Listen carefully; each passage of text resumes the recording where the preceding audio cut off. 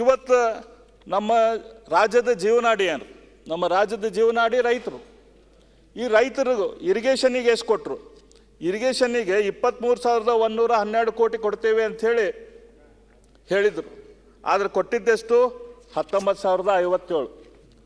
ನಮಗೆ ತಿಳಿತೈತಿ ಇರಿಗೇಷನ್ ಡಿಪಾರ್ಟ್ಮೆಂಟಿಗೆ ಇವರು ಹೆಚ್ಚು ಹೇಳಿ ಕಡಿಮೆ ಕೊಟ್ಟಾರಂತಂದ್ರೆ ಸಿದ್ದರಾಮಯ್ಯನವ್ರು ಯಾಕೆ ಕಡಿಮೆ ಕೊಟ್ಟರು ಅಂಥೇಳಿ ನಮ್ಗೆ ಗೊತ್ತಾಕೈತೆ. ಯಾಕಂದ್ರೆ ಇದು ಕೇವಲ ರೈತರ ಮೇಲೆ ಸಿಟ್ಟಲ್ಲ, ನಮ್ಮ ಡಿ ಕೆ ಶಿವಕುಮಾರ್ ಅವ್ರ ಮೇಲೂ ಸಿಟ್ಟೈತಿ.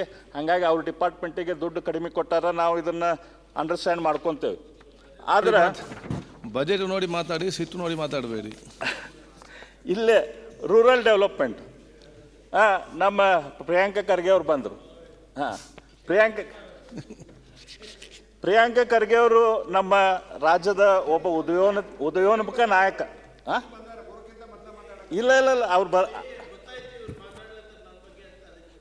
ಈಗ ನಮ್ಮ ರಾಜ್ಯದ ಒಬ್ಬ ಉದಯೋನ್ಮುಖ ನಾಯಕ. ಗ್ರಾಮೀಣಾಭಿವೃದ್ಧಿ ಇಲಾಖೆಯಲ್ಲಿ ತಮ್ಮ ಬೊಮ್ಮಾಯಿ ಅವ್ರ ಸರ್ಕಾರದಲ್ಲಿ ಎಷ್ಟು ಹಣ ಬಾಕಿ ಇಟ್ಟಿದ್ರಿ? ಕಡೆ ಗಳಿಗೆಯಲ್ಲಿ ಫೆಬ್ರವರಿ ಮಾರ್ಚಲ್ಲಿ ಎಷ್ಟು ಅನ್ಪ್ಲಾನ್ಡ್ ಎಕ್ಸ್ಪೆಂಡಿಚರ್ನ ನೀವು ಕಮಿಟ್ ಮಾಡಿದ್ದೀರಾ? ದಯವಿಟ್ಟು ಅದ್ರ ಬಗ್ಗೆ ಸ್ವಲ್ಪ ಮುಖ್ಯಮಂತ್ರಿಗಳ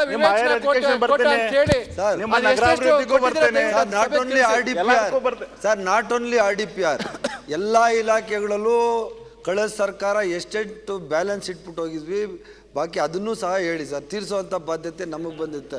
ಈಗ ರೂರಲ್ ಡೆವಲಪ್ಮೆಂಟ್ ಅದನ್ನ ಹೇಳ್ಬೇಕು ಸರ್ ದಯವಿಟ್ಟು. ಅಧ್ಯಕ್ಷರೇ, ನಿನ್ನೆ ಬೊಮ್ಮಾಯಿ ಸಾಹೇಬ್ರು ಮಾತಾಡ್ಬೇಕಾದ್ರೆ ಒಂದು ಪ್ರಶ್ನೆ ಕೇಳಿದೆ, ಇನ್ನೂ ಉತ್ತರ ಸಿಕ್ಕಿಲ್ಲ. ನಮ್ಮ ಉಪನಾಯಕರು ಏನಾದರೂ ಕೊಡ್ತಾರಾ ಅಂತ ನಿರೀಕ್ಷೆ ಇದೆ ನನಗೆ. ಕಳೆದ ಸರ್ಕಾರದಲ್ಲಿ ಒಂದು ಹೊಸ ಹೆಡ್ ಆಫ್ ಅಕೌಂಟ್ ಮಾನ್ಯ ಮುಖ್ಯಮಂತ್ರಿಗಳ ವಿವೇಚನಾ ಕೋಟ ಅಂತ ಇತ್ತು, CM ಡಿಸ್ಕ್ರಿಷನರಿ ಫಂಡ್. ಅದು ಏನು ಎತ್ತ ಅಂತ ಏನು ಗೊತ್ತಿಲ್ಲ ಅಧ್ಯಕ್ಷರೇ. ಅದೇ ಉತ್ತರ ಸಿಕ್ಕಿಲ್ಲ, ಉಪನಾಯಕರ ಕಡೆಯಿಂದನೇ ಸಿಗಬಹುದು ಅಂತ ನನಗೆ.